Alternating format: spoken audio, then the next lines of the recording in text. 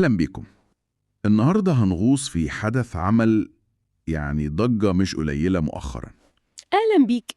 فعلا الموضوع يستاهل وقفة. بنتكلم عن ظهور شخصية مصرية معروفة جدا، هو زاهي حواس، في بودكاست جو روجن، واحد من أكبر البودكاست في العالم بالظبط. والمصادر اللي بنبص عليها بتورينا إن ردود الأفعال كانت قوية جدا لدرجة إن في ناس وصفت الموضوع بفضيحة عالمية. إيه بقى اللي حصل؟ هو الحدث ده نفسه فتح كلام في حتة تانية خالص، اللي هي إزاي بنقدم رموزنا دي للعالم، وهل هم فعلا جاهزين يدافعوا عن أفكارهم بأدلة قدام جمهور كبير ومختلف زي ده؟ يمكن أكتر حتة وقفت عندها الناس في المقابلة دي وكانت صادمة شوية هي لما المذيع سأله سؤال مباشر قوي. بتاعت الدليل دي. أيوه، فين دليل على نظريتك في بناء الأهرامات؟ فالردود بقى كانت غريبة الصراحة. ردود إيه بالظبط اللي لفتت نظرك؟ اللي هو الدليل في كتابي. طب فين الكتاب؟ على الكمبيوتر بتاعي. طب فين الكمبيوتر؟ في لاس فيجاس. يا خبر. لا، الموقف ده فعلا غريب. مش كده؟ المصادر بتقول إن ده كان دليل على عدم جاهزية تامة، لا ورق معاه، لا مراجعة، حتى مفيش لابتوب يعرض منه أي حاجة. هو بصراحة أي حد بيطلع على منصة بالملايين دي لازم يكون مستعد. لازم.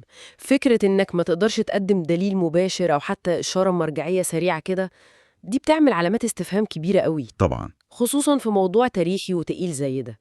الانطباع اللي اتخاذ كان فعلا عدم جاهزية. وده ياخدنا لرد فعل جو روجن نفسه بعد الحلقة، اللي اتقال إنه كان قاسي.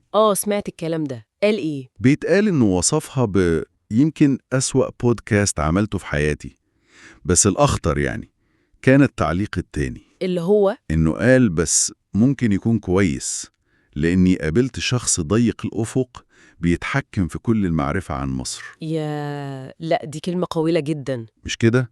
ليها وزنها أكيد أكيد، جاية من حد زي ده تأثيره عالمي. دي مش مجرد رأي، دي بترسم صورة سلبية جدا. بالظبط. ومش بس عن الشخص ده بعينه، لا، ممكن تتفهم على إنها بتلمح لطريقة إدارة ملف التاريخ المصري أو المعرفة المصرية قدام العالم. فكرة التحكم في المعرفة دي في حد ذاتها مقلقة. والموضوع ما توقفش هنا، الأصداء كملت. المصادر بتقول إن الحلقة دي خلت ناس كتير تدور أكتر وتبحث في تاريخ الضيف نفسه. وده طبيعي بيحصل. وبدأ يطلع كلام قديم أو إشارات كده عن اتهامات كانت اتقالت زمان بخصوص تهريب آثار. وهنا بقى بيظهر التناقض الكبير اللي المصادر بتتكلم عنه. اللي هو إيه؟ الصورة اللي اترسمت على مدى سنين طويلة بتاعة حامي الحضارة المصرية، وفجأة بتتحط جنبها الكلام ده أو الاتهامات دي. طبعا إحنا بنعرض اللي ورد في المصادر بغض النظر عن صحتها. أكيد إحنا بننقل اللي اتقال. فده بيخلي الواحد يفكر بقى في إزاي الصورة الإعلامية دي بتتصنع أصلاً، وهل هي دايماً مطابقة للواقع، وإزاي الشعارات الوطنية أحياناً ممكن تستخدم. والشعور العام بقى اللي بيتنقل في المصادر كان إيه؟ كان صدمة وخيبة أمل عند ناس كتير. الصورة الذهنية اللي كانت مرسومة كرمز وأعظم عالم آثار اتهزت جامد قوي. فعلاً. في تعبير كده اتكرر كتير في الكلام اللي قريناه: القناع وقع. والتعبير ده بيوضح ظاهرة أكبر بنشوفها ساعات. إزاي بنتعامل مع الشخصيات اللي بتوصل لمرحلة الرمز الوطني دي لما فجأة بيتحطوا تحت الميكروسكوب الدولي، أو تظهر معلومة جديدة تخالف الصورة اللي نعرفها. صح. الناس بدأت تسأل بجد، هل هو كان فعلا عالم بالمعنى الدقيق؟ ولا يمكن كان مجرد واجهة إعلامية بتروج لكلام معين؟ الإجابات اللي بتطرحها الآراء المختلفة ممكن تكون صعبة شوية على البعض.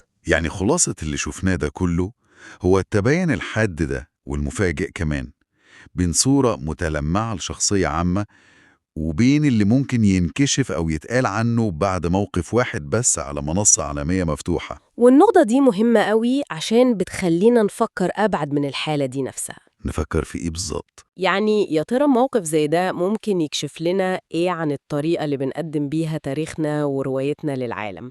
والأهم بقى، إزاي الجمهور نفسه بيتفاعل وبيتعامل نفسياً لما يلاقي نفسه مضطر يعيد تقييم شخصية كان بيعتبرها أيقونة ومحدش يقدر ينتقدها؟ فعلا ده سؤال مهم ومحتاج تفكير. بالظبط، سؤال ممكن نسيبه للمستمعين يفكروا فيه.